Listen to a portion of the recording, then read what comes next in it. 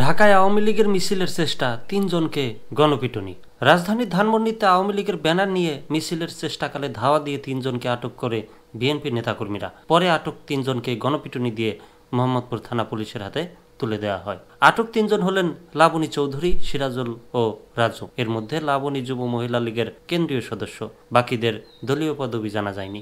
জানা গেছে শুক্রবার ইফতারের পরপরই ধানমন্ডি ২৭ নম্বর রাস্তায় আওয়ামী লীগের ১৫ থেকে ২০ জনের একটি মিছিল বের হয়। পুলিশ জানায় মিছিলটি ছত্রভঙ্গ করে দেয় বিএনপি নেতাকর্মীরা। এ সময় তারা ৩ জনকে আটক করে পুলিশে দেয়। মোহাম্মদপুর থানার duty officer SI Shamim Reza বলেন, প্রাথমিকভাবে যতটুকু জেনেছি আওয়ামী লীগের ২০ থেকে ৩০ জনের একটা মিছিল ধানমন্ডি ২৭ নম্বর রাস্তা দিয়ে যাচ্ছিল। এ সময় বিএনপির লোকজন ধাওয়া দিয়ে ৩ জনকে আটক করে পুলিশের কাছে হস্তান্তর করেছে। তিনি বলেন, তাদের জিজ্ঞাসাবাদ চলছে, এ বিষয়ে বিস্তারিত পরে জানানো হবে।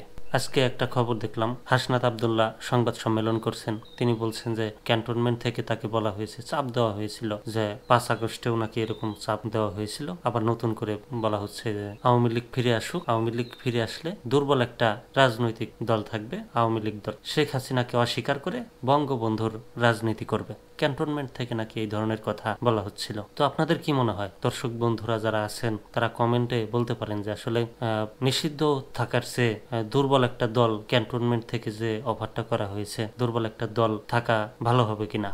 যদিও সবাই আগে বিচার চাচ্ছে, তারপরে বিবেচনা করা হবে যে আসলে আওয়ামী লীগ রাজনীতি করতে পারবে কিনা। তবে ভিপি নুরুল হক নূর, ডাকসুর সাবেক ভিপি নুরুল হক নূর কিন্তু বলেছেন যে তাদের দুর্নীতি চাপিয়ে দেওয়া হচ্ছে সেনাবাহিনীর উপরে। যে সেনাবাহিনী ৫ আগস্টে জনগণের পাশে দাঁড়িয়েছে, তাদেরকে জনগণের মুখোমুখি করা হচ্ছে। দেশের কিছু বুদ্ধিজীবীরা দেশকে বিভাজনের করার চেষ্টা করছে।